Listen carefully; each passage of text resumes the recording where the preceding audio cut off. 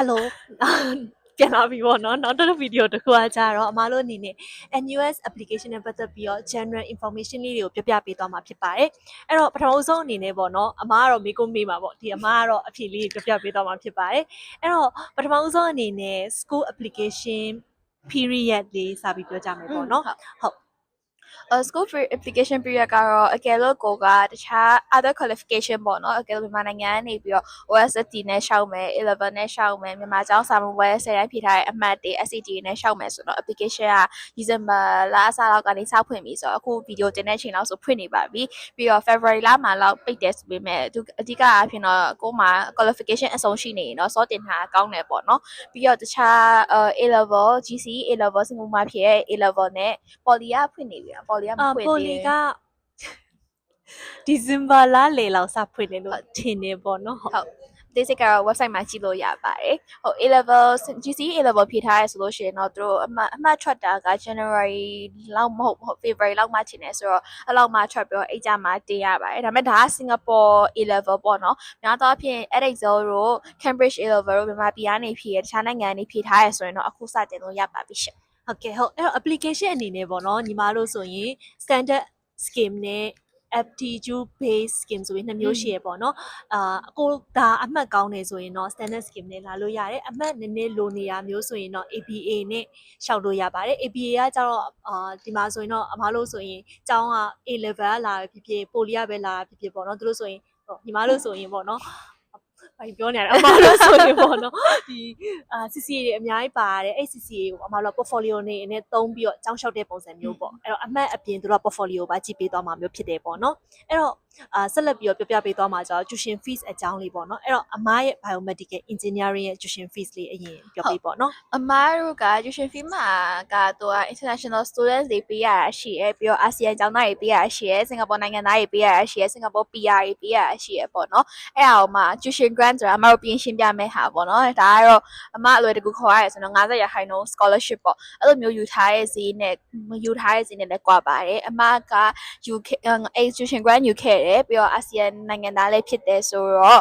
အမရဲ့တစ်နှစ် tuition fee ပေါ့နော် semester နှစ်ခုအတွက် tuition fee က College of Design and Engineering အောက်မှာဆိုရင်18000လောက်ပေးရပါတယ်စင်ကာပူဒေါ်လာပေါ့နော်ဆိုတော့ semester တစ်ခုကို9000လောက်ကျတယ်ခွဲပေးလို့ရတယ်ပေါ့နော်ဆိုတော့ semester တစ်ခု6လကို9000လောက်ကျပါတယ်ဟုတ်ညီမလေးကဘယ်လောက်ကျလဲမသိဘူးခဏလေးနော်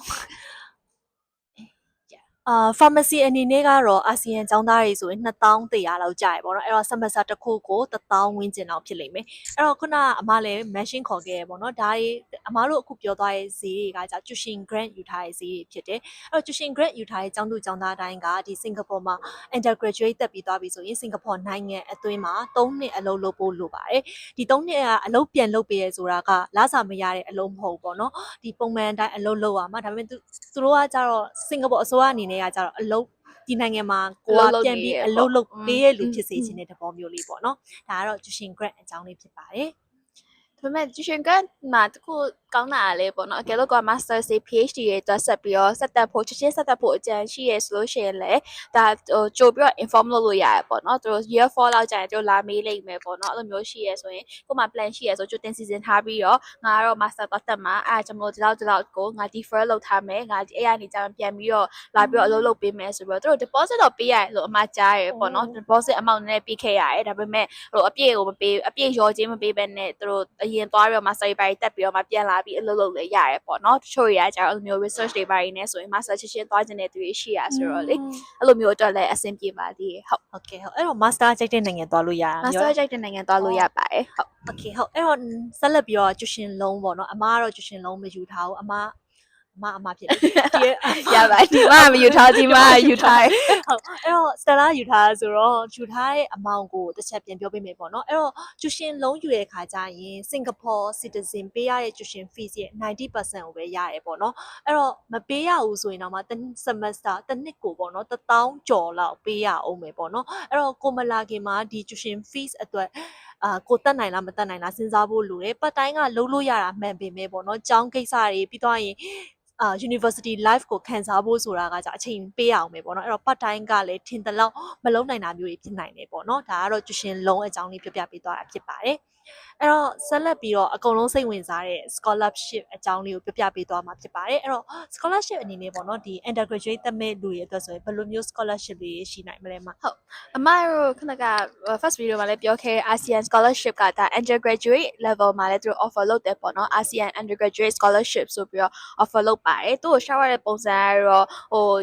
secondary level ကရှောက်ရတာမျိုးမဟုတ်ပဲねဒီကျောင်းတွေကို apply လုပ်နေကနေပဲသူတို့ scholarship ရှောက်ဖို့စိတ်ဝင်စားလား ASEAN scholarship ရှောက်ဖို့စိတ်ဝင်စားလားဆိုပြီးတော့အဲ့လိုမျိုးထည့်ရေးထားမျိုး form ထဲမှာပါရခြင်းနဲ့အဲ့ဒါမှစိတ်ဝင်စားရဲဆိုပြီးတော့ကိုကရှောက်ပြီးတော့အဲ့ကနေမှသူတို့အဲ့ကနေပဲတစ်ဆင့်သွားတာပေါ့နော်အဲ့တော့သူတို့ qualify ဖြစ်တယ်ပါညာဆိုရင် interview ခေါ်မေးရတယ်ဖြစ်ဒါမှမဟုတ်လို့ရှိရင်ကျောင်းဝင်ခွင့်ရရတယ်တပြိုင်နက် ASEAN scholarship ကိုလည်း offer လုပ်တာမျိုးအဲ့လိုမျိုးပေးရများရပေါ့နော်ဟိုလိုမျိုးတက်ကြီ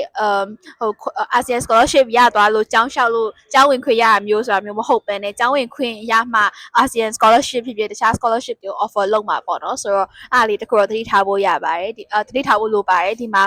scholarship တွေအကုန်လုံးကဒီကျောင်းဝင်ခွင့်ရမှပဲဆက်ပြီးတော့valid ဖြစ်မဲ့ဟာမျိုးပေါ့နော်ဒီ scholarship ရသွားတာကကျောင်းဝင်ခွင့်ကိုတန်းရမယ်လို့ guarantee မလုပ်ဘူးပေါ့နော်ဆိုတော့ကိုကဒီ qualify ဖြစ်ချင်တယ်ဆိုရင်တော့အိမ်မှာတစ်ခါရေးခဲ့လို့ရတယ်ဒါမှမဟုတ်တချို့ scholarship တွေကကျတက်ရှောက်ရတယ်ပေါ့နော်များသောအားဖြင့်တော့faculty မှာ faculty level အနေနဲ့ offer ပေးတဲ့ scholarship တွေရှိရဲတချို့ကကျတော့ ASEAN based scholarship လိုမျိုးတွေလည်းရှိရဲဒါမှမဟုတ်ရင်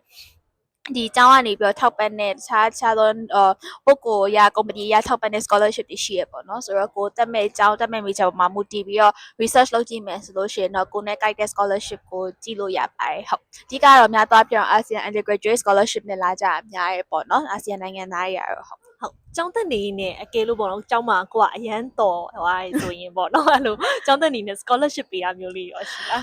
းအမကြည့်တော့ ASEAN undergrad ကတော့ဒါကျောင်းမတက်ခင်တည်းကတခါတည်း၄နှစ်လုံးပေးရဆိုတော့ကျောင်းတက်နေနဲ့လမ်းလျှောက်လို့မရအောင်ပေါ့နော်ဒါပေမဲ့တချို့တော့အဲ့လိုမျိုး yearly ပေးရ scholarship တွေရှိရပေါ့နော်ဆိုတော့အဲ့ဒါမျိုးတွေကတခါလေဥပမာထားပါတော့ကိုကacademically ထူးချွန်တာဆိုလို့ရှိရင် A faculty ကနေပြီးတော့ပေးရ scholarship တွေပါရှိကောင်းရှိနိုင်တယ်ပေါ့နော်အဲ့ဒါတော့ faculty နဲ့ major ပေါ်မှာအများကြီးမူတည်ရယ်ပြီးတော့အမရခဲ့မှုရဲ့ထူးခြားဟာတစ်ခုကတော့အမအနေနဲ့အဆောင်ကပေးရပေါ့နော် residential award scholarship ဆိုပြီးတော့ဒီအဆောင်မှာနေနဲ့အဆောင်ကဒီ activity တွေမှာလည်းထူးထူးချွတ်ချွတ်ပါတယ်ပြီးွားရင်ဒီ academic ပါလည်းဒီလို balance ဖြစ်တယ်ပေါ့နော်အဲ့လိုမျိုးအတွက်ပေးရဆိုလို့ရှိရင်အိမ်မောင်လည်းမစိုးဘူးပေါ့နော်အမရရဲ့အိတ်တော့အမောင်ဆိုရင်အဲ့လို semester တစ်နှစ်စာ school fee လောက် cover ဖြစ်နိုင်တဲ့အမောင်လောက်ဆိုတော့တစ်နှစ်လောက် discount ရတဲ့သဘောပေါ့နော်ဆိုတော့အဆောင်မှာအဲ့လိုမျိုးလုတ်ပေးရတက်တယ်လို့မျိုးခဏစားကြည့်တယ်1000 1800လောက်တက်တာပါဟုတ်တယ်ဆိုတော့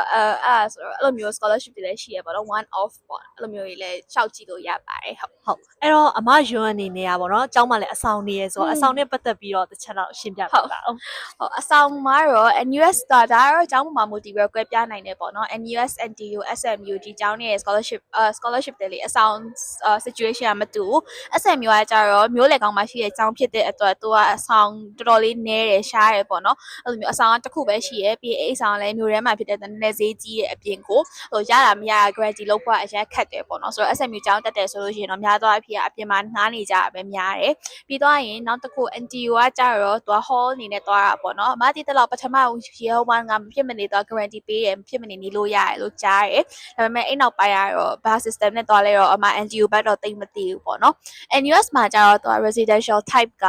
hall ရယ် residential college ရယ်ပြီးတော့ residence ရယ်ပြီးတော့နောက်တစ်ခုရှိတယ်နာမည်မေ့နေ၄ခုအနေနဲ့ operate လုပ်တာပေါ့နော်ဆိုတော့ hall ပထမအနေနဲ့ hall အသက်တာဆုံးကတော့ halls လို့ခေါ်ရပေါ့နော်ဒီမှာ halls က5ခုလားမသိဘူးရှိရယ်ဆိုတော့အဲ့ hall တွေကကျတော့ဘယ်လို operate လုပ်တာလဲဆိုရင်သူက point system CCA point system နဲ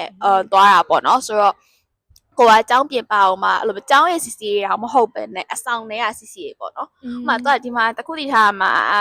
အဆောင်နေမှာအဆောင်ထဲမှာဒီမဲ့ CCA ရှိရပေါ့နော်ဥပမာထားပါတော့ဘောလုံးကန်တဲ့ football ဆိုရင်အဆောင်မှာလည်းဘောလုံးကန်တဲ့ CCA ရှိတယ်လို့ကျောင်း varsity level မှာကန်တဲ့ဘောလုံးလည်းရှိရပေါ့နော်ဘောလုံးကန်တဲ့အတူလည်းရှိရပေါ့နော်ဆိုတော့ဒီဟိုက NUS level မှာပါထားတယ်ဆိုရင်တော့မဆိုင်ဘူးပေါ့နော်ဒီကျောင်းရဲ့အဆောင်ထဲကဟာမှာလည်းသွားပါရပဲပေါ့နော်ဒါပေမဲ့များသောအားဖြင့်တော့အဲ့လိုမျိုးအရင်များသောအားဖြင့်အဆောင်လေးဒီ host တွေလိုချင်တဲ့လူမျိုးကသူကအဲ့လိုမျိုးတစ်ဖက်ကက်တော်နေတဲ့လူမျိုးတွေလိုချင်တာပေါ့နော်ဒီ sports တွေပဲဖြစ်ဖြစ်ဒီ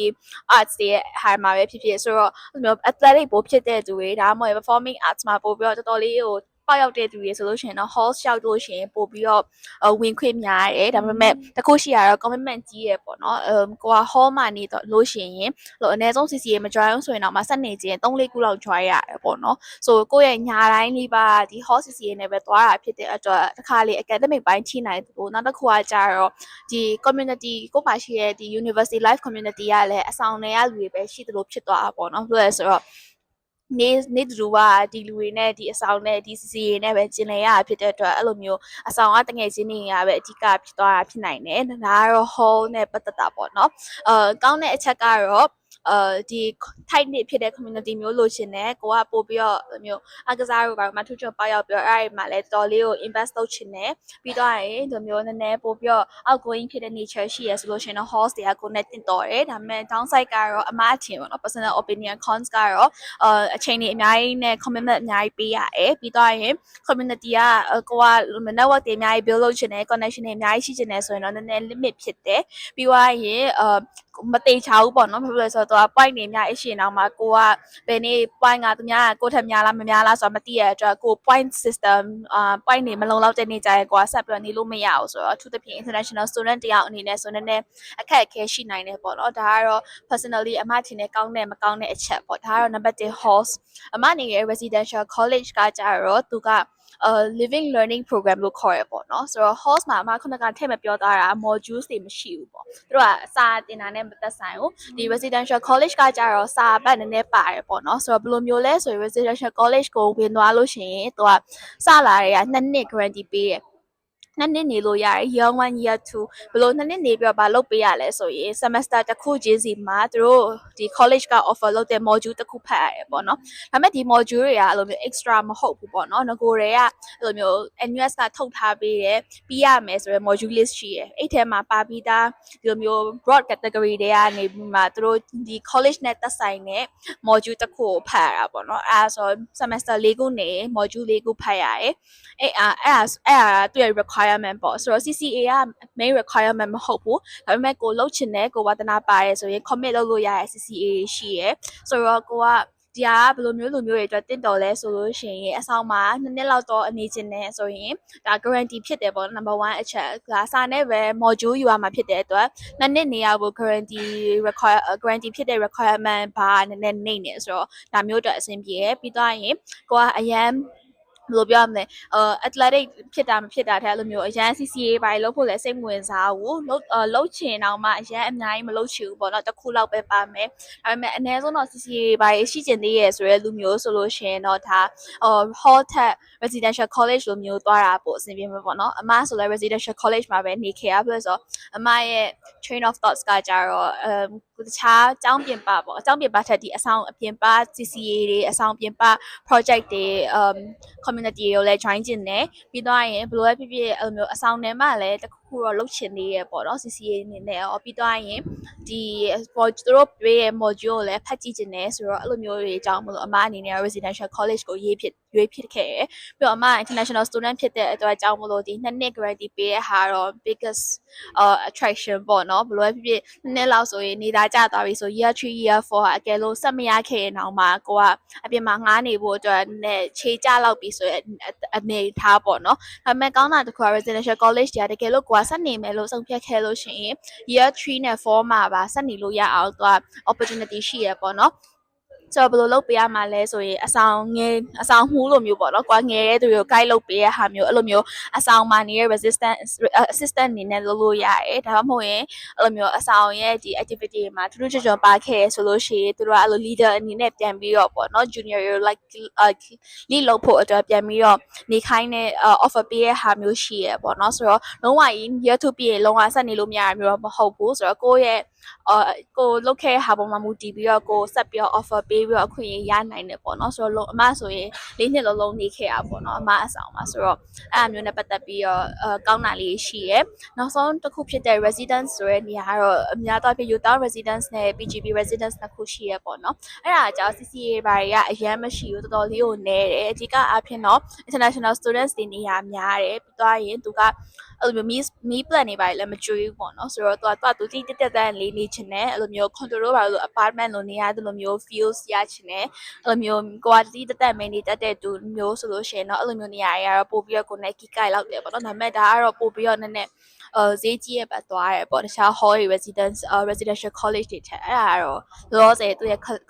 classification တွေပေါ့နော်အမျိုးတော့ရှိပါတယ်ဟုတ် ဟုတ်ကဲ့ဟုတ်အဲ့တော့အမအနေနဲ့ဈေးလေးပြောခဲ့ပါတော့ဈေးကြီးရဲ့ဈေးနဲ့လို့ပြောခဲ့ပါတော့အဲ့တော့ estimate လေးចောင်းသူចောင်းသားရင်းနဲ့တစ်လောက်ဘယ်လောက်မှန်းထားလို့ရလဲပေါ့ပြီးတော့အမ meal plan လေးလည်းထည့်ပြောသွားရပေါ့နော်အဲ့တော့အဲ့ဒါလေးပါတစ်ချက်လောက်ရှင်းပြပေးပါဦးနော် ဟုတ်အမားတို့ residential college ပေါ့နော်အမားနေခဲ့တဲ့နေရာမှာဆိုရင်သူကဟိုမျိုးkitchen ကြီးမပါဘူးပေါ့နော်အဲ့လိုမျိုး pantry တေးသေးလေးတော့ပါနေမယ်အဲ့လို microwave ရယ်ဟင်းလဲချက်လို့ရတယ်ဆိုပေမဲ့ဟိုမျိုးရ fully equipped မဖြစ်ဘူးဘယ်လိုလဲဆိုတော့သူက meal plan ပေါ့နော်အဲ့လိုမျိုးအစားထမင်းကျွေးရယ်ဆိုတော့သူ breakfast ရယ် dinner ရယ်ကိုကအဆောင်မှာထမင်းကျွေးရဖြစ်တဲ့အတွက်ကိုကချက်စရာမလိုပေါ့နော်နေ့လည်ကြတော့လဲလိုအတန်းနေပါရီသွားလို့ရှိရင် school faculty canteen မှာဒါမှမဟုတ်အပြင်မှာဒါမှမဟုတ်လို့ရှိရင်လဲမနက်က breakfast ကိုတာပေါက်လုပ်ထားပြီးတော့ take away လုပ်ထားပြီးတော့စားရမျိုးဆိုလို့ရှိရင်အဆင်ပြေရပေါ့နော်ဆိုတော့ meal plan ကလည်း semester တစ်ခုကို1000ကျော်လောက်ပေးရတယ်ပေါ့နော်ဆိုတော့တစ်လကိုမပေးရအောင်ဆို300ကျော်လောက်ကြာရဲပေါ့အဆောင်အနေနဲ့ကတော့အမနေခဲ့တဲ့အဆောင်အခန်းက single room ကိုမှ aircon ပါတယ်ပေါ့နော် aircon meter ကတော့တက်ကွက်ကို3ရင်3လောက်ဖြည့်ရတယ်ဒါပေမဲ့အဲ့လို aircon equip လုပ်ပြီးသားအခန်းတစ်ခန်းဆိုရင်တစ်လကို900ကျော်လောက်800လောက်ပေးရနိုင်တယ်ပေါ့နော်ဆိုတော့ combine လုပ်မယ်ဆိုရင် semester ပေါ့တစ်လကို800ကနေ1000ကြားပေါ့နော်အဲ့လောက်လေး estimate ကြနိုင်တယ်ဆိုတော့ semester တစ်ခုအတွက်ဆိုလို့ရှိရင်တော့3500လောက်ဖြစ်သွားမယ်ပေါ့နော်အေးဟုတ်တယ်3500လောက်ဖြစ်သွားမယ်ဆိုတော့အဲ့လောက်ဈေးနှုန်းရှိရယ်ဒါပေမဲ့ဈေးကတော့အများပြောင်းလဲရှိရဆိုတော့ကိုတက်မဲ့နှစ်မှာသွားပြီးတော့ check out လုပ်ဖို့အကြံပေးချင်ပါတယ်ပြီးတော့ရင်ဘယ်အဆောင်လဲပေါ်မှာလဲမူတည်ပြီးတော့ဈေးမတူပေါ့နော် hall ကတစ်ဈေးနည်းနည်းပို့ပြီးတော့ဈေးသက်သာနိုင်တယ် residential college ထဲမှာတော့မှတစ်ယောက်နဲ့တစ်ယောက်ကဈေးမတူ residence ကလည်းဈေးမတူရဲ့အတွက်အနည်းဆုံးတော့website လေးကိုသွားပြီးတော့အရေးလေးလာပြီးတော့မှဆုံးဖြတ်ဖို့အကြံပေးချင်ပါတယ်ရှင်ဟုတ်ကဲ့အဲ့တော့အမယွန်ကကြတော့အဆောင်မနေရဆိုတော့ကောင်းတဲ့အချက်ကကြတော့ဒီကျောင်းရဲ့ဒီ lecture room တွေနဲ့အရင်နီးရပေါ့အဲ့တော့သူ8နိုင်မှကျောင်းတက်မယ်ဆို9:45မှထားလဲအဆင်ပြေရပေါ့နော်ပြီးတော့နောက်တစ်ခုကကြတော့ NUS campus ထဲမှာ shuttle bus တွေရှိရဲအဲ့တော့bus ဘိုးတွေ MRT ဘိုးတွေမကုန်တော့ဘူး okay wifi ဘိုးတွေမကုန်တော့ဘူးနော် Stella ကျတော့အဆောင်မနေဖြစ်ဘူးအဆောင်မနေဖြစ်တော့ဒီ MRT ဘိုးတွေကတက်ကုန်နေပေါ့နော်အဲ့ဒါလေးတော့တစ်ချက်ရှိမယ်ပြီးတော့အချိန်လေးပို့ကုန်နေပေါ့အသွားလာတာအချိန်လေးရှိရဲပြီးတော့အမားလိုမျိုးပေါ့နော်ကျောင်းတက်ခံဒီမှာအေးရထားလို့မရအောင်စောထားအဲ့လိုမျိုးလေးတော့ရှိပါတယ်အဲ့တော့ဘာပြောဖို့ချင်သေးလဲကျောင်းနဲ့ပတ်သက်ပြီးတော့ပြီးတော့ hostel ရလေတော့တခါရဲအဲ့လိုမျိုးခြောက်ထားရတာပေါ့နော်ဆိုတော့ခြောက်ကြိုးပြီးတော့ခြောက်ထားရတယ်ကြိုးပြီးတော့ apply လုပ်ထားရတယ်ဆိုတော့အခု December ကနေ January လောက်ဆိုရင်သူတို့အမထင်တာမမအောင်ဆိုရင် A level အမတ်တွေထွက်ပြီးတော့ January or Feb မှာဆိုရင်သူတို့ hostel application တွေလည်းဖွင့်နေပေါ့နော်ဆိုတော့ကိုက hostel NUS ပဲဖြစ်ဖြစ် NTU ပဲဖြစ်ဖြစ်ကိုကအကြောင်းရတာမရတာမသိချခင်ဒီတိုင်းကျောင်းဝင်ခွေတင်ပြီးတဲ့တခါရဲ hostel ကိုလည်းဝင်ခွေပေါ့နော်ရှောက်ထားရမယ်အဲ့ဒါမှအကယ်လို့ကိုကကျောင်းရရဲဆိုလို့ရှိရင် hostel ကလည်းတခါရဲကြလာရလာမြန်လာပြန်လိမ့်မယ်ပေါ့နော်ဆိုတော့အကယ်တချို့ရကြတော့ဒီတိုင်းဟို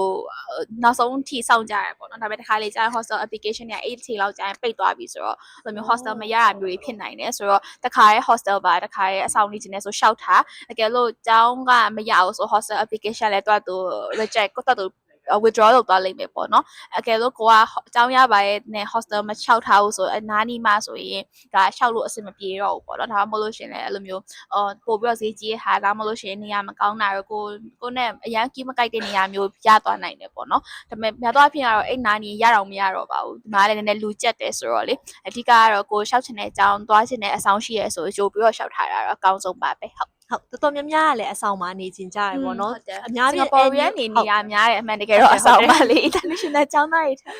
မဆောင်တကယ်ချင်းတွေလည်းအကုန် Singapore ရနေပဲခုမှတွေးကြည့်အကိုတယောက်က international ကျောင်းသားဖြစ်နေဟုတ်ပြီးတော့ NUS NTU ကလည်းမြို့ထဲမှာမဟုတ်သူကတန်ထွက်နေတဲ့ကျောင်းမျိုးတွေဖြစ်နေတော့အဆောင်မှာနေရတာပို့ပြီးတော့ convenient ဖြစ်တယ်ဟုတ်တော့ choice ဆိုမှညီမလေးလဲဆိုရင်နေဦးနေရတာဝေးတယ်အမတချို့တကယ်ချင်းတွေဆိုလည်းလိုမျိုးဒီကမြောက်ဖက်ချမ်းလောက်ကြာတာပေါ့နော် choice ဆိုတော့အရှိတ်ဘက်ချမ်းမှာနေတဲ့သူတွေဆိုမဖြစ်မနေအဆောင်မှာနေမှ တော်လေးကိုအဆင်ပြေတယ်မှာပါတယ်မဟုတ်ရင်တနေ့ကိုတစ်နာရီခွဲ2နာရီလောက် commute လုပ်ရတာဆိုတော့မတချို့တွေဆို ACCA ဘာတွေအများကြီး join နေသူတွေဆိုရင်တစ်ခါလေ practice တွေကတော့ညမှာစားရဆိုတော့9နာရီလောက်မှ practice စားရင်တစ်ခါတလေညတစ်ခေါင်တို့17 12မှာပြီးရဆိုအိမ်ပြန်ဖို့ကလည်းအဆင်မပြေဘူးဆိုတော့များသွားဖြစ်ရတော့အဲ့ဒီအတွက်နဲ့အဆောင်မှနေကြအများရပေါ့နော်ဆိုတော့ကြိုပြီးတော့ apply လုပ်ထားရတော့ကိုယ်အတွက်စိတ်ချရဆိုမှဟုတ်ဟုတ်ကဲ့ဟုတ်ပြီးတော့အမားခုန mention ခေါ်သွားတယ်ပေါ့နော် CCA လေးပါရတယ်ပေါ့နော်အဲ့တော့ဒီမှာသိထားဖို့ကတော့ CCA ကကြတော့ commitment အရန်များတယ်တချို့ CCA တို့ဆိုရင်ညတစ်ကောင်တစ်နိုင်2နိုင်ထိလောက်ရတာမျိုးရှိရပေါ့နော်ခုနဆိုရင်အမားနဲ့ဗီဒီယိုမရိုက်ခင်စကားပြောတော့ဆိုအမား3နိုင်မှအေးရတာတွေပါပြောပြရပေါ့နော်အဲ့လိုမျိုးလေးရှိရအဲ့လေးကိုလည်းတစ်ချက်တတိထားဖို့လိုမယ်ပေါ့နော်ကျောင်းစာဘက်လည်းထိနိုင်တယ်ဒါပေမဲ့ balance လုပ်နိုင်ရင်တော့ဒီလိုမျိုး graduate ဖြစ်ပြီးတော့NUS graduate ဖြစ်သွားနိုင်တယ်ပေါ့နော်ဟုတ် CCA extracurricular ကလည်းအများကြီးရှိရပေါ့နော် master ဆို join တဲ့ဟာမျိုးတွေက volunteer ဘက်ပို့သားတယ်ဟုတ်အမကကြတော့အဲ့လိုမျိုး volunteer လည်းလုပ်တော့လုပ်ဖို့ပဲအမတားရဲ့ဟာရအဲ့လိုမျိုးအမ student council vibe ရတဲ့ဟာမျိုးတွေပို့သွားဖြစ်တယ်ပေါ့နော်အမပါဖူးရဲ့ဟာဆိုရင်အမရဲ့ major ကနေပြီးတော့အဲ့လိုမျိုး biomedical engineering club ရှိရဲဆိုတော့ biomedical engineering ကျောင်းသားတွေတော့ event လုပ်ပေးရရော welfare လုပ်ပေးရရောအဲ့လိုမျိုးအမစိတ်ဝင်စားရဲပြီးတော့အမရဲ့အဆောင်မှာလည်းအဲ့လိုမျိုး residential committee ဆိုပြီးတော့ဒီ resident နဲ့နေနေတဲ့ကျောင်းသားတွေအတွက်ဒီ event လုပ်ပေးရမျိုးအဓိကတော့လိုမျိုး event planning ဆိုင်တဲ့ဟာမျိုးအများကြီးလုပ်ချင်တယ်ပေါ့နော်အဲ့လိုမျိုးစဉ်းစားအားမျိုးအဓိကထားလုပ်ဖြစ်တယ်ဆိုတော့ပြီးတော့တခြားအများကြီးလည်းရှိပါတယ်အဲ့လိုမျိုးသူတို့မှာ page ရှိရပေါ့နော်အများကြီးရွေးပိုင်အဲ့လိုမျိုးတွေးကြည့်လိုက်လို့ရှိရင်ရှာကြည့်လိုက်ရှိပြီးလောက်တယ်ဟိုမှာရှိရရေကူတာရောအဲ့လိုမျိုးကတာဆိုလည်းဘောင်းစုံရှိရပေါ့နော် hip hop ကမလား Chinese ကမလား Latin ကမလား ballroom ကမလား Indian ကမလား K-pop ကမလားဟုတ် okay ရွေးတော့ list လုပ်သွားရတယ်အကုန်လုံးတော့စိတ်ဝင်စားရဆိုရင်အကုန်မ join လိုက်တယ်ပေါ့နော်အကုန်လုံး clash ဖြစ်ပြီးတော့ကိုယ့်ဟာကိုယ်မနိုင်ဖြစ်သွား commitment ကတော့တေချာရေးပေါ့နော်ဘယ်လိုဆိုဒီမှာအမှန်တိုင်းပြောရင်အကြောင်းကကြီးရောကြီးပေမဲ့အကုန်လုံးက connection ဆက်နေတာပေါ့နော်ကဲလို့ကိုကအလုံး tip တစ်ခုပေးချင်တာဘယ်ရလဲဖြစ်ဖြစ်ကိုလုံးနိုင်မှလုပ်ပေါ့နော်ဒါကတော့ live အတွက်လည်း tip ဖြစ်မယ်ချင်တယ်ဘာဖြစ်ဆို commitment ကကိုအချိန်ရောလူရောတေချာလေး energy ပေးနိုင်တယ်ဆိုမှ commitment လုပ်ပေါ့နော်ဘာဖြစ်ဆိုဒီမှာဆိုအမားတို့တစ်ခါလေးအမြဲ faculty ရဲ့မှာဆိုပို့ဆိုရပေါ့နော်ဥမာ group project တွေပါလုပ်ရတယ်ဆိုလို့ရှိရင်လဲဥမာတူဆိုလို့ရှိရင်မလုပ်ဘူးလေလို့သိရမလားတူဆိုလို့ရှိရင်ကအဲ့လိုမျိုးမကောင်းဘူးနဲ့တွားပြီးအဲ့လိုမျိုးကြီးပြောတယ်ပေါ့နော်ဆိုတော့ကိုယ့်ရဲ့ image တွေဟိုဟာကြီးထိရဲဆိုတော့ကိုက group project မှာဖြစ်ဖြစ် CCA join လာဖြစ်ဖြစ်ဘယ်ဟာလေးပဲ sign up လုပ်ပေါ့နော်ကိုတေချာလေးစဉ်းစားပြီးတော့ကို comment ပေးနိုင်တယ်လုပ်နိုင်တယ်ဆိုမှ join တာပိုကောင်းတယ်ပေါ့နော်ဟိုမလုပ်နိုင်ဘူးဆိုတဲ့နေရာမှာအဲ့လိုမျိုးကိုကမတိသေးလို့မ join နေရတမျိုးပေါ့နော်အဲ့လိုမျိုးဘယ်ရဖြစ်အစားကနေတင်ရတာဖြစ်တဲ့တုန်းကကိုကCCA ပဲဖြစ်ဖြစ် sport CCA ဖြစ် try လိုက်ပေမဲ့ကိုကအစအရေးစပြီး beginner level ဖြစ်နေရဆိုဒါရှက်စရာမဟုတ်ဘူးပေါ့နော်ဒါပေမဲ့ကိုက sign up လုပ်လိုက်တယ်ဒါပေမဲ့တစ်ခါမှလည်း practice တွေလည်းမသွားဘူး commitment လည်းမပေးဘူးအဲ့လိုမျိုးပို့ပြီးတော့ growth mindset လည်းမရှိဘူးဆိုတော့ဒါက CCA အတွက်ကိုအတွက်ကိုအကျိုးမရှိဘူးပေါ့နော် CCA လည်းတယောက်နေရာပုတ်တဲ့အပြေကိုလည်း sign up လုပ်ထားဘာမှအမြတ်မထွက်လာဘူးပေါ့နော်ဆိုတော့အဲ့လိုမျိုးနေနဲ့ပတ်သက်ပြောနည်းနည်းလေး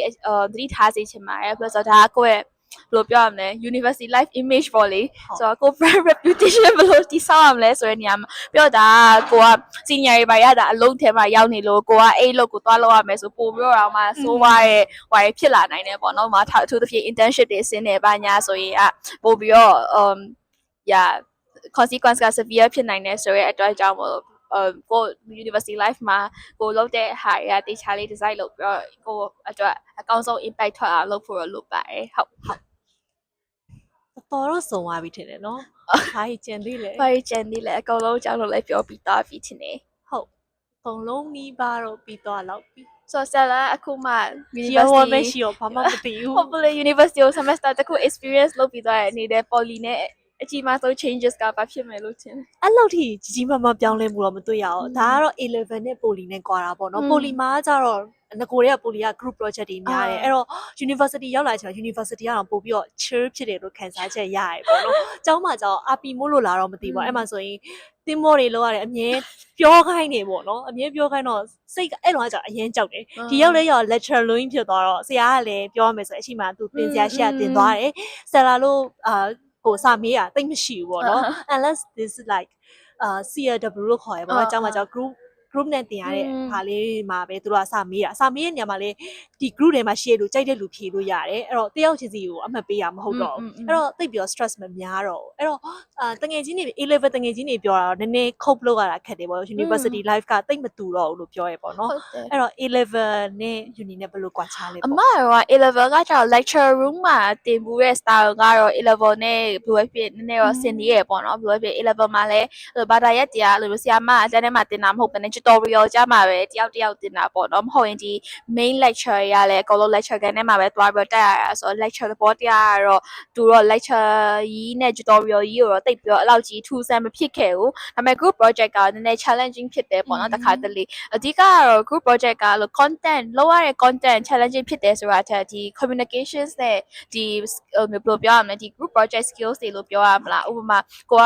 leader ဖြစ်နေ step up လုပ်ရတဲ့အချိန်ဆိုလို့ရှိရင်လည်းကျတဲ့ team member ကိုဘယ်လို task ခွဲပေးရမလဲဘယ်လို on time ဖြစ်အောင် manage လုပ်ရမလဲဒါမှမဟုတ်ကိုက team member အနေ team player အနေနဲ့ဝင်နေဆိုရင်လည်းကို opinion ကိုသူများတွေ offer မဖြစ်ဘဲနဲ့ဘယ်လိုမျိုး deliver လုပ်ရမလဲဘယ်လိုမျိုးကိုယ့်ဟာကိုပိုကောင်းအောင်လုပ်ရမလဲအဲ့လိုမျိုးတွေနဲ့ပတ်သက်ပြီးတော့ကြာအရင်ကြီးမလုပ်ခဲ့ရဘူးပေါ့နော် A level ကကြာတော့အဲ့အမျိုးနဲ့ပတ်သက်ပြီးတော့နည်းနည်း challenging ရှိရလို့မြင်တယ်အထူးသဖြင့် public speaking တို့ဘာလို့အပိုင်းရောပေါ့နော်ဘာလို့လဲဆိုတော့ဒီမှာကြာတော့အဲ့လိုမျိုး presentation တွေလုပ်ရတာမျိုး pitch တွေပြောရတာမျိုးရှိတဲ့အခါကျတော့ A level မှာကြာအဲ့လိုမျိုးအရင်မရှိဘူးပေါ့နော်အမတို့ Singapore A level မှာတော့သူ project work ဆိုတာမျိုးတော့တစ်ခုလုပ်ခိုင်းတယ်ပေါ့နော်အဲ့ဒါကတော့သူကအဲ့လိုမျိုး problem တစ်ခုရှာပြီးတော့ problem တစ်ခုနဲ့ပတ်သက်တဲ့ဟာကိုသူ solution တစ်ခုကို group နဲ့အတူတူလုပ်ပြီးတော့အဲ့ဒါကိုpresent လုပ်ရတာပေါ့နော်အဲ့ဒါသူ subject တစ်ခုအနေနဲ့ပါတယ်ဆိုတော့အဲ့ဒါနဲ့တော့ပတ်သက်ပြီးတော့အလောက်တော့ experience ရှိရပေါ့နော်ဒါပေမဲ့အဲ့ဒါလည်းအရင်ဟိုလိုမျိုးအရင်ခက်ခဲဟာမျိုးမဟုတ်တဲ့ဆိုတော့အဲ့လောက်ကြီးတော့မရှိခဲ့ဘူးဒီမှာကတော့အဓိကအဖြစ်တော့ဟိုလိုမျိုး people managing လုပ်ရတာနဲ့ဒီ relationship managing လုပ်ရတာနဲ့ပတ်သက်တဲ့ aspect မှာ group project ကတော့နည်းနည်းပြဿနာရှိရလို့အမှားတော့မြင်နေပေါ့နော်ဟုတ်အဲ့တော့ poly မှာကျတော့အမတို့ကကျတော့ group ကအမြဲခွဲရပါတော့ module တစ်ခုမှာဒီ group နဲ့ဆိုရင်တော့နောက် module ရနောက်တစ်ခုဆိုတော့အမတို့ပိုလီယာလူတွေကကြောင့်လူအမျိုးမျိုးနဲ့တွေ့ပြီးသွားပြီးတော့ university ရောက်တော့အဲ့လောက်ထိ group work ကဘယ်လိုပြောမလဲကျင့်သားရနေပြီပေါ့နော်ပြီးတော့နောက်တစ်ခုကကြတော့အမားတို့ဆိုရင် lab work တွေရှိရဟုတ်အဲ့တော့ပိုလီကျောင်းသူကျောင်းသားတွေကြောင့် internship ဆင်းခဲ့ရတယ်ပေါ့6လလောက် internship ဆင်းရတော့ဒီဟာပဲ6လလုံးလုံး repeat research ကအမအရှိဗီဒီယိုကြည့်ထားမယ်ဆိုအမပြောခဲ့တဲ့ repetitive job တွေများရပေါ့နော်အဲ့တော့တော်တော်များများကကိုတိပြီးသွားပြီပိုလီမှာမတင်ရဘူးဆိုရင်တော့မှဒီ internship ဆင်းတဲ့အချိန်မှာ supervisor ကဒါကဘယ်လိုရှိတယ်ရှင်းပြပြပါအဲ့တော့ uni ရောက်တော့အမဆိုရင် year 1 someone မှာဆိုရင် lab work တွေကအမinternship မှာလုပ်ပြီးသားရေပေါ့နော်အဲ့တော့တော်တော်များများ family ကဖြစ်ပြီးသွားပြီပေါ့နော်အဲ့လိုမျိုးလေးတော့ poly ကလာရင်တော့ benefit လေးအနေနဲ့တော့ရှိနေပါသေးတယ် biomedical engineer မှာလည်းတူပဲပေါ့နော်ဘယ်လိုလဲဆိုတော့ပထမဆုံးမှတ်ရ session က lab ထဲမှာသူက set တည်နေဆိုတော့အမတို့ရှင်းပြရ physics က lab ရှိပေမဲ့လို့ set lab တော့မရှိဘူးလေနော်သူတဖြင့်ဒီ biomedical engineering နဲ့ပတ်သက်တဲ့ machine တွေပဲရှိတဲ့ဟာဆိုပိုလို့တော့မထိတွေ့ဘူးသေးတယ်ဒါပေမဲ့အမ poly ကလာတဲ့ငယ်ချင်းတွေကကြာတော့သူတို့ကဒါအကုန်လုံးကသူတို့အလုံးမှာဖြစ်ဖြစ် poly မှာတင်ထားတဲ့ subject တစ်ခုအနေနဲ့မြင်မှုပြီးတော့ရဲဆိုတော့မှတ်မိတယ်ပထမ session နှစ်ခုသုံးခုလောက်ထိကအဲ့လိုဘေးမှာခဏမှတ်တဲ့ကောင်မလေးပေါ့သိရမလားသူက reading ဖတ်ပြီးနံပါတ်ဘယ်လောက်ဆိုဆိုရင်နောက်ကရေးရတယ်လို့မျိုးစရင်းကင်လေးတော့နော်နောက်တော့ဒီမှာတေချာလေးကိုလည်းတီးနေလာပြီးမှတီးသွားတာဆိုတော့တော်တော်များများကိုအဲ့လိုမျိုး poly တကယ်ချင်းတွေကိုမေးပြီးတော့အားကိုးခဲ့ရတယ်လည်းရှိရပေါ့နော်ဒါပေမဲ့တချို့ aspect တွေမှာလည်းသူတို့ကပြန်မေးရအမျိုးရှိရတချို့အဲ့လိုမျိုး A level no maths တို့ကြတော့အရန်ကိုအဲ့လိုမျိုး theoretical ဘက်သွားရဲအဲ့လိုမျိုးစာဘက်သွားရဲအပိုင်းတွေကြတော့သူကအဲ့လောက်ကြီးတချို့ခါလေးမမှတ်မိတော့ဘူးပေါ့နော်ဘာဖြစ်လဲဆိုတော့ poly ကအဲ့လောက်ကြီး in depth ကိုမျိုးဘယ်လိုပြောရမလဲစာအနေနဲ့မသွားထားဘူးလို့လက်တွေ့အနေနဲ့ပို့သွားတာဆိုအဲ့လိုမျိုးအပိုင်းအနေနဲ့တော့အဲ့လိုမျိုးသူ့ရဲ့ pros and cons တွေရောရှိရပေါ့နော်ဆိုတော့ Stella ကိုယ်တိုင်လည်းအမှ pharmacy မှာဆို chemistry တွေသင်ရတယ်ပေါ့နော် JC ကလူတွေဆိုတော်တော်များများက H2 လောက်ယူထားရဆိုရင်တော်တော်များများသိနေပြီပေါ့နော်အဲ့တော့ Stella ဆိုရင်ဘာမှမသိဘူးအဲ့တော့ဒါကတော့ poly ရဲ့အနေနဲ့ကကြောင့် theory ပိုင်းမှာနည်းနည်းအားနည်းရမျိုးတော့ရှိတတ်တယ်ဟုတ်ပါပြီဟုတ်သူဟာနဲ့သူတော့ pros and cons တော့ရှိရပေါ့နော်အဓိကကတော့ university မှာတေချာလိုက်လို့ရင်တော့ရပါတယ်ဘာမှတော့အားငယ်စရာတော့မရှိနေပါဘူးသူဟာသူလည်းအဆင်ပြေသွားမှာပေါ့သူ module ထည့်ထားတယ်ကိုကလည်း NUS ရောက်လာဆိုတော့ကိုမှာဒီအရေးချင်းရှိလို့ရောက်လာတယ်အဲ့တော့ဒီရောက်ရင်ကိုဆက်လုပ်မယ်ဆိုရင်တော့ရနိုင်ချေရတော့ရှိနေပြီတာပါပြီးကိုမြောက်ဆိုလဲစိတ်မပူပါနဲ့မြောက်တော့ပြတကယ်ချင်းလည်းမရပါဘူးထမ မပြောလို့လားတည်ရမလား တေချာမေးလိုက်ရင်အကုန်လုံးမရအောင်ဆိုတာထွက်လာလိမ့်မယ် ကိုတော့တည်ရလို့မဟုတ်တည်တလားလို့ပဲတည်ရမလားတကယ်တည်ရသူကမထားတော့လူရောက်နေရတော့ရှိ lecture room ထဲမှာဆို10ရောက်လောက်ပဲရှိပဲရှင်နေ စတလာဆက်ဆက်ရောက်လို့ဆိုအရင်ကြောက်တယ်ပေါ့နော်ဒီ NUS ရဲ့ဂုံကြီးကိုကြောက်တာအကုန်လုံးတော်ရဲ့လူတွေရောက်လာကိုကလည်း Republic Poly ရနေ Poly ကရောက်လာတဲ့ခလေးလေးပေါ့နော်ပြီးတော့အကုန်လုံးကြည့်တော့အကုန်လုံးကိုထက်တော်နေရလေ scholar တွေကြီးပဲအဲ့တော့အရင်ကြောက်တယ်ပေါ့နော်ဒါပေမဲ့နည်းနည်းပေါင်းနိုင်ကြလာတော့အကုန်လုံးက level အဲ့လောက်မကွာဘူးပေါ့နော်ပြောရမယ်ဆိုရင်ရောက်လာရင်နောက်တော့ကိုကလည်းဒီအရေးချင်းရှိရဆိုတာတစ်ချက်လောက်သိထားဖို့လိုရပေါ့နော်ဟုတ် ကဲပါချပါပြောကြရှင်နေလေ အကုန်လုံးစုံပြီးထင်တယ်နော်မသိရရှိရင်တော့ချက်ပေါက်မှလာမေးပေါ့နော်အခုလောလောဆယ်ဒီတော့ဒီမေခွန်းလေးပဲထွက်လာရပေါ့နှစ်ယောက်ပေါင်းဒါပဲသိရပေါ့နော်အဲ့တော့ဒါလေးကိုဒီမှာရက်လိုက်ကြမယ်ပေါ့နော်အားလုံးပဲ information တွေကအကျိုးရှိမယ်လို့ထင်ပါတယ်ဗီဒီယိုက3ခုပေါ့နော် Stella ဖြည်းဖြည်းချင်းတင်ပေးသွားတာဒါကတော့နောက်ဆုံးဗီဒီယိုလေးဖြစ်မယ်ပေါ့နော်အဲ့တော့မသိရရှိရင် Stella ချက်ပေါက်မှမေးလို့ရတယ်ဒီအမမှာလည်း page ရှိရပေါ့နော်Yun in Universe အမcaption မှာ mention ခေါ်ပေးထားမယ်ပေါ့နော်အဲ့အမကိုလည်းဒီ biomedical engineering နဲ့ပတ်သက်တာဒါမှမဟုတ်ရင် Singapore experience and US experience or ASEAN secondary school scholarship experience ရှိသမျှ experience တွေမေးလို့ရတယ်ဒါကတော့ experience အများဆုံးရှိနေရပေါ့နော်ဟုတ်အဲ့ဒါဆိုရင်တော့ဒီမှာပဲရက်လိုက်ကြတော့မယ်နော်အားလုံးပဲ bye bye